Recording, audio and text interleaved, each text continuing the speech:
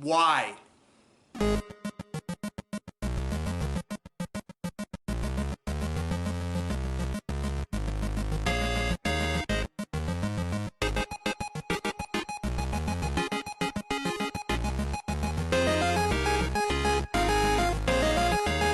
If you've kept up with this channel for a while, you know that Eddie Murphy is kind of a reoccurring subject. And the thing is, much like some of the other guys who got their start on SNL, who then went on to have big careers and then just kind of petered out in the last few years until they had some kind of comeback, Eddie Murphy is not an untalented man. Much like people like Adam Sandler or Mike Myers, these guys were very funny when they were on SNL. Eddie Murphy had proven time and time again that he could juggle between doing pretty serious stuff as well as doing great comedic stuff. His stand-up was great. He was in movies that were great like Trading Places, Beverly Hills Cop, Coming to America. Then you fly too close to the sun and of course your wings are gonna burn off, you're gonna fall hard.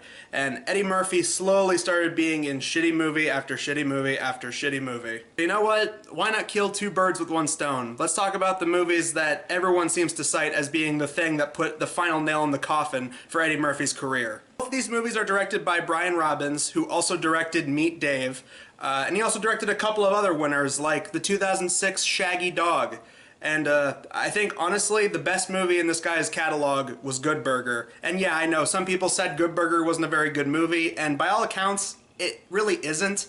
But considering what other movies this guy's had a hand in, it's still his best one. Then you get to the writers. One of the writers for Norbit would later go on to help write The Zookeeper, and one of the writers for 1,000 Words would later go on to help write Jack and Jill. In a lot of cases, people seem to cite Norbit as being the movie that pretty much sucked Eddie Murphy dry of dignity. A movie on par with other failures like Jack and Jill or The Love Guru. I think that's a pretty fair description because those movies are prime examples of people who just think they got another sleeper hit on their hands, but they didn't realize how utterly atrocious the final product was. So you have Eddie Murphy, who plays the title character of Norbit, and, well, he hasn't had a very good life. When he was just a baby, his parents dropped him off at an orphanage/Chinese restaurant run by Eddie Murphy in Yellowface. Can't run from your problems, Norbit. Black people run fast, but problem even faster.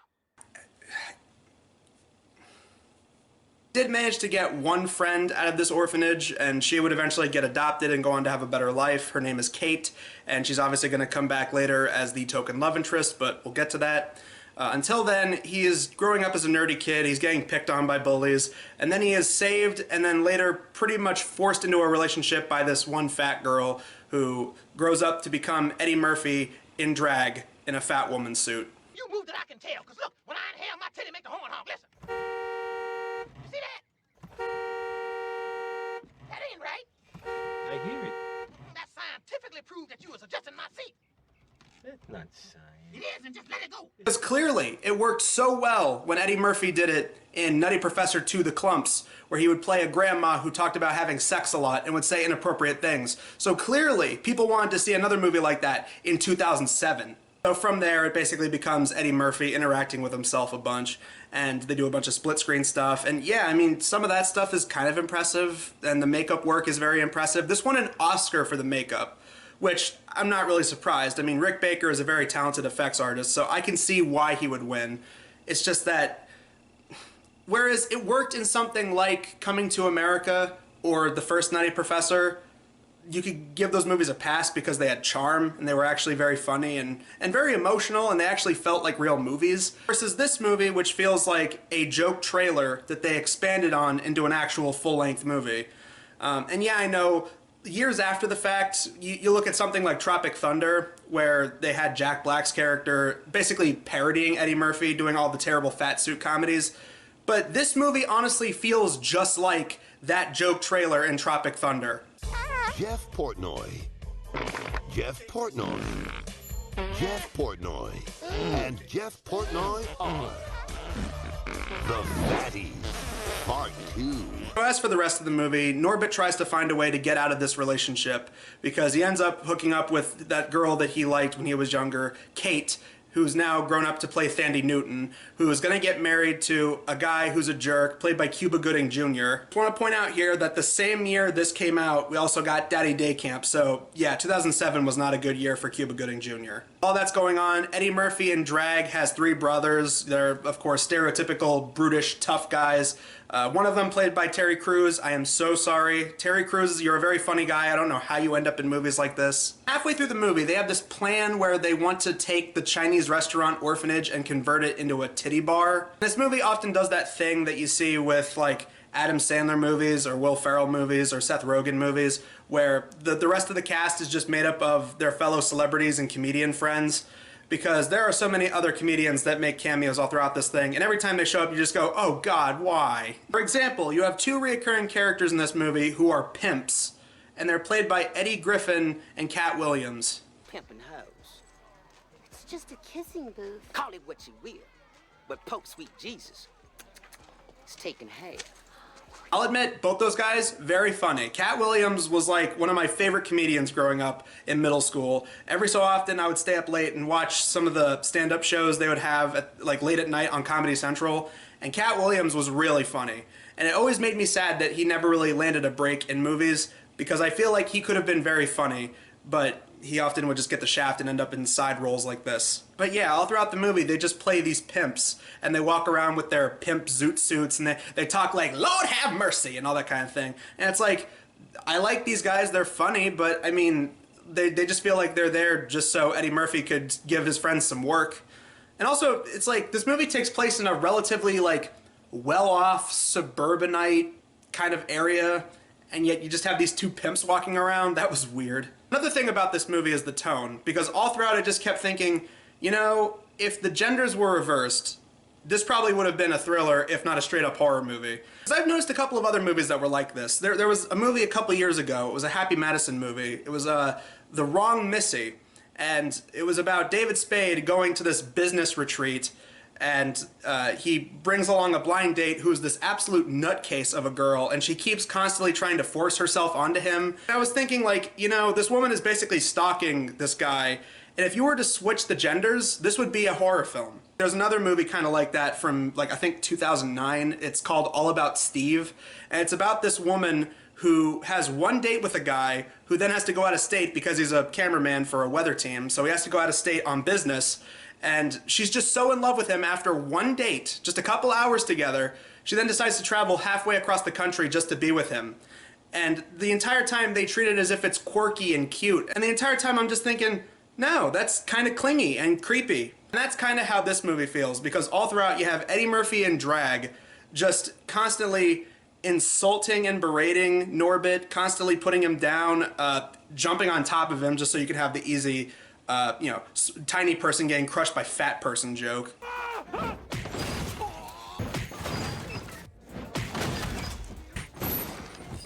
On top of that, she's an adulterer because she has an affair with one of the Wayans brothers.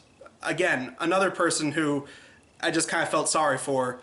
Maybe less so in this case because, after all, the Wayans did help put together such master classes of trash like White Chicks and Little Man. It was at that point, it's like, do we really care? We know how the movie's gonna fucking end. We're gonna have it that, you know, the wedding's not gonna happen. Thandie Newton's gonna end up with Norbit, although I wasn't expecting this ending. And that's the last point that I have to say about this movie. There is a part, it was in every single trailer, where they're at a water park. Murphy in drag in the fat woman suit ends up speeding down this water slide at full speed, and then she ends up crash landing into a little kiddie pool and then makes all the water fly out, and, you know, oh, she drained the entire pool with her splash. What's that?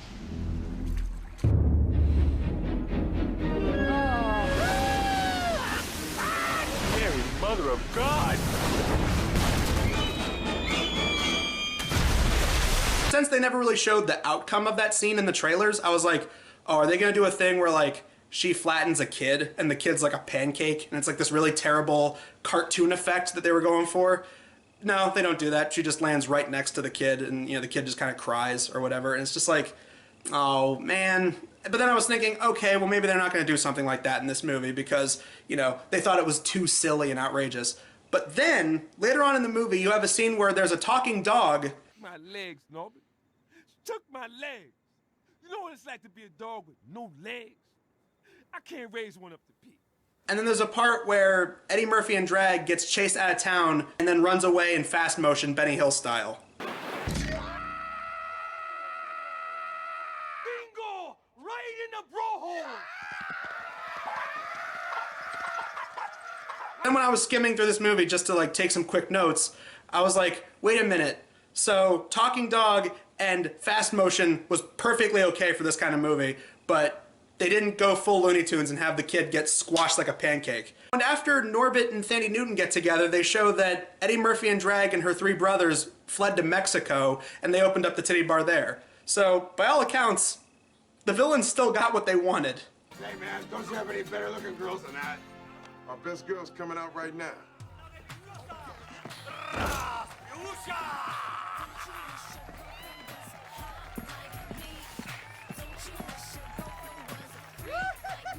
Done with that trash, let's move on to the next movie, 1,000 Words. I know I say this a lot, but have you seen Liar Liar? Have you seen Dr. Dolittle? Have you seen any family movie about a workaholic dad who needs to spend time with his wife and kids more? Then you've seen this movie. So before I watched this movie, I had to look this little piece of information up. Apparently this movie was supposed to come out in 2008, but after the failure that was Norbit, they had to sit on it for a while, and that's why it was then pushed back and pushed back and pushed back until eventually it was dumped in 2012. And man, the fact that this movie was made in 2008 says a lot, because the whole opening scene straight up feels like they were trying to hit a checklist of every single thing that was popular in 2008. It almost feels like a period piece, I swear to God, because, okay, you have it that there's a Shaq reference. Oh my God! What? Shaq snuck in the house and shit in the baby's diaper. You have it that Eddie Murphy's character is a very powerful business executive and he uses a flip phone. Twins! It's twins! I'm having twins. I'm having twins. Thank you. It's on the house? Oh, thank you so much. Thank you. Going down a list of some of the most powerful, influential celebrities at the time, and you know, 2012, I would say Justin Bieber was up there, but no, they go with Miley Cyrus. He's outselling Celine Dion, U2, Billy Graham, and Hannah Montana. Most importantly, Eddie Murphy's character is a literary agent. Even though 2012 was the beginning of like e-readers and e-books and people reading on tablets instead of buying books, so yeah, you can totally tell that this was supposed to be like 4 years earlier. But yeah, like I said, Eddie Murphy is a powerful literary agent. He spends too much time at the office and not focusing on his wife and his baby. And sooner or later, he's gonna have to learn that he can't talk his way out of everything, because he then meets up with this guru guy who has this like little self-help pamphlet that Eddie Murphy wants to get published. He just signs the book to get published without even looking at the thing, which doesn't even make sense in the movie's context. He says that he tries to read the first 5 and the last 5 pages of each book that he publishes to make sure if it's good or not. But here he just signs the book without even looking at it. So that, even for the movie, that felt weird. When he's meeting up with this guru guy, he puts his hand on this one tree. He ends up getting a prick in his finger. And so then I guess he has some kind of spiritual connection to the tree, because then the tree just miraculously grows in their backyard. And Eddie Murphy touches the tree and goes, oh, this tree is mine now. And then it happens. Every time he talks, every word he says, a leaf falls off of the tree. And if it runs out of leaves, then Eddie Murphy's gonna die. And the rules they set up with this tree are very inconsistent, because they say like, oh, he can't write things down because that, you know, that counts as saying things.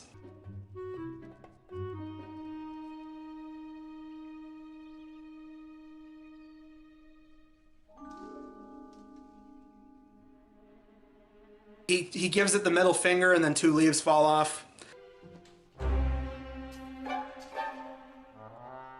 But then other times there's parts where he does charades and he does drawings, and that doesn't take any leaves off. Really, the majority of this movie is just a cheap setup so that Eddie Murphy can do goofy faces and keep mugging without even saying anything. And sandwiched in between all of that are just such hilarious and wacky scenes of him trying to get through a meeting on the phone by taking a bunch of talking toys and trying to keep a conversation with the little toys that have like speaker boxes in them. What if I bumped it up to 300? All I have is this It's my balls and my word, and I don't break them for no one. Do you understand? Or a scene where he meets up with some business executives for lunch, and he gets his wormy assistant, played by Clark Duke, to do the talking for him, and he talks in awkward wannabe black slang.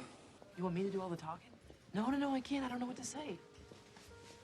Just do what you would do. Is that good? You're starting to think you stood us up. Robert Gilmore, VP of Acquisitions. This is Gil Reed, at a marketing assignment in Schuster. Handshake. Come on, man. We are brothers. Hit me hard and high, Gil. Bam. That's right. Aaron Weisberger, agent, friend of mankind, and a lover of every book you guys have ever published. Come on, what is this, Mickey D's? Let's get some service up in here. I feel kind of bad for Clark Duke because I feel like he has been in some good movies before.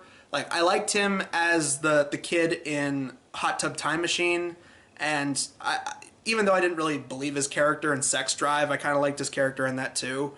But this movie is just like, man, again, it's one of those things that's like, this was made for 2008. That was back when Clark Duke was still kind of an up-and-comer. But at this point, I mean, I guess he was in the last few seasons of The Office, so maybe people would recognize him from that. One of the biggest problems with this movie is that nobody really acts like a normal person would. And in a comedy, that might work if you establish that the world is kind of wacky and different. Like, look at movies like Airplane. Everyone treats all the goofy, wacky shit so seriously, and that's what makes it funny. You look at something like this, everyone just feels like they're needlessly, cartoonishly over-the-top angry every time Eddie Murphy doesn't talk to them. Like, for example, at the beginning of the movie, they established there's a valet who wants to be a writer, and he gives Eddie Murphy a manuscript, and Eddie Murphy says that he'll read it, even though he obviously won't. And then later, when he's not able to talk, the valet then says, like, oh, did you read my book? And Eddie Murphy just kind of walks on by because he can't speak. And then the guy goes, like, just over the top, hammy delivery, like, oh, you didn't read my book? Oh, well, I'll park your car, asshole. Hey, about my book. Any chance you read it yet? Great story, right? Oh, you did read it? Oh, God. And you hate the story. Okay, but the writing is good, right?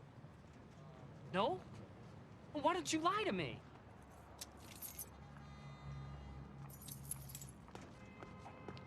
Oh, I'll park your car. Yeah, I'll park your car, Mr. Encouragement. Another example is when he's talking to his wife early on, and instead of just going outside and showing her what is happening, you know, say a few words and then see all the leaves that fall off, instead of doing that, she's like, what's going on? Talk to me. And then he just like, And then over the top, she gets really pissed off and just, oh, you're not going to talk to me? Oh, I think we need to put our marriage on hold. And it's just like, where the hell did that come from? Look, honey, could you just try for a second to talk to me about Tyler? Just be here with me right now. What?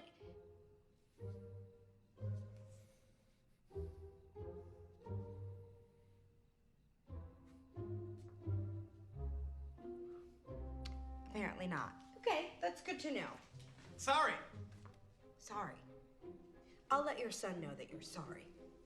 Now, it's very apparent this movie's trying to be like Liar Liar. I mean, you can just see that from like the poster and the trailers, but here's one of the many reasons why I think Liar Liar works way better than this movie does. The fact that it's at least consistent. Jim Carrey's character is a very dishonest and flawed person, and the worst case of that is that he keeps making promises to his son that he never keeps, because he can be very selfish and opportunistic. And then when his son wishes that he doesn't have the ability to lie, and then he just blindly speaks the truth, eventually he comes to learn why honesty is a very good policy. And eventually he decides that he does care about his son, and that he cares about his wife, and he wants to make things right. Totally fine way of going about that. Yes, it could be over the top, it could be cartoonish, but at least what he did had consequences. There were parts where he fucking ends up in prison. But in this movie, a lot of ways it does feel like they just set up comic set pieces just for the sake of setting them up. I mean, there's one scene at the beginning where it shows him in therapy having like a one-sided conversation and the therapist barely gets a word in edgewise. And then later, when he's not able to speak, then the therapist just kind of looks at him like, and they just kind of like look at each other back and forth. And it's like, if you can't speak, then why would you even go?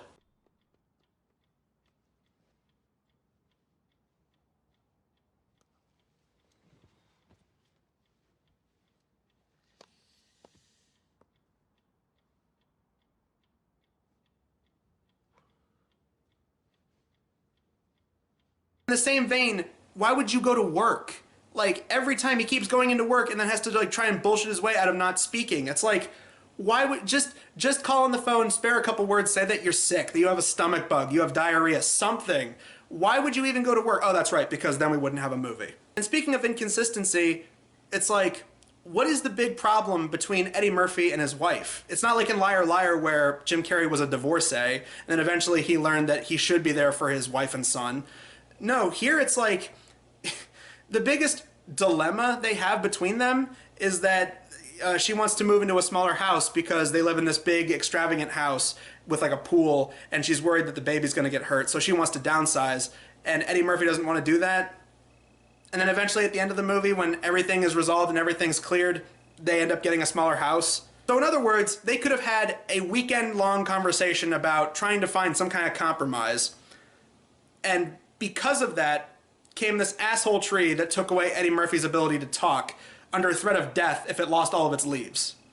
All because of that. Not because of Eddie Murphy cheating, not because of marriage problems. No, just one simple thing that they could have easily worked out if they just talked to each other. But then this tree fucking took away Eddie Murphy's ability to speak. It feels like the tree actively made things worse for his relationship than bettered it. And for some reason, the movie just turns oddly serious. It turns into a, like, Terrence Malick movie, like Tree of Life or Into the Wonder. It becomes one of these artsy-fartsy, you know, new age type movies where it's all philosophical and spiritual, man. It becomes like that. And basically, it's revealed that the reason Eddie Murphy needs to better himself as a person is because he doesn't want to end up like his dad, because his dad walked out on him when he was just a boy. And they also established this because he goes to see his mom who has dementia, and his mom keeps imagining him as her husband. And then, like, the goofy, wacky comedy shenanigans happen all throughout the movie. And then, just when you're not even remotely thinking about that, Eddie Murphy sits down, meditates at the tree, and then has this vision, and he comes to realize that's his problem, that he's becoming too much like his dad. Jackie. Jackie, it's me. I mean, I'm you. Hey, Jackie, we're here. I'm us. Jackie, I'm here. No, Dad, you're not here. You were never here. You left. I'm not dead. Even though that's not the problem. I mean, yeah, Eddie Murphy could spend more time with his family, but he didn't walk out on his kid like his dad did. So it just feels like that's not really a fair comparison. But then he starts trying to do good. He starts, you know, giving food to the homeless, helping old people cross the streets. Then the tree is losing more and more leaves, and ultimately he goes to see his dad's gravestone, and he utters his last few words before the leaves fall off, and he says, "I forgive you." And then he falls down, it starts raining, tree is miraculously back, Eddie Murphy is now alive. And I mean, props to anything, the cinematography during that whole scene is nice, I guess. But it just felt odd. It just felt like the movie became oddly serious after goofy, wacky, slapstick shenanigans and other scenes of, like, you know, CGI squirrels running up the tree, and then because Eddie Murphy and the tree are connected, Eddie Murphy starts dancing like a lunatic in his office. And also a scene where the tree gets fumigated or whatever, and Eddie Murphy starts getting high. Like I said, those kind of scenes are then followed by this, like, oddly poetic, serious, dramatic music. Eddie Murphy looking at a gravestone. "I forgive you." Ugh, fall down dead. Rain, thunderclaps. I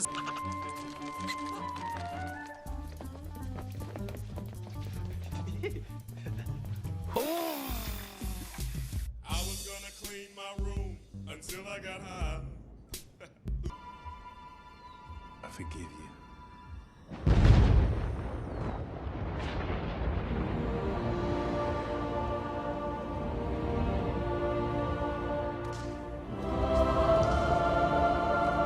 It's like, are we in the same movie? Only other good thing about this movie that I could say is there's a scene where Kerry Washington is in some pretty hot lingerie. That was kind of cool. Here's how it's gonna work, baby. The more you say, the more I do. So tell me what you want. Come on, talk dirty to me, Jack. It's kind of the same thing as Penelope Cruz in Zoolander 2. It's like, it was the one thing that was kind of cool for one scene, and then the rest of the movie keeps going, and you're just like, ah, fuck, back to the same. So, final sum up. these are both bad movies. They're both very bad. Norbit is more insultingly bad because it's like there is that notion going on in the back of your mind like, oh my god, this actually went to theaters. It's that same feeling you have with movies like Jack and Jill or The Love Guru where you're like, that's a fake trailer. That's not a real movie. And then you're like, oh my god, this is a real fucking movie. People had to go to see this in theaters, man.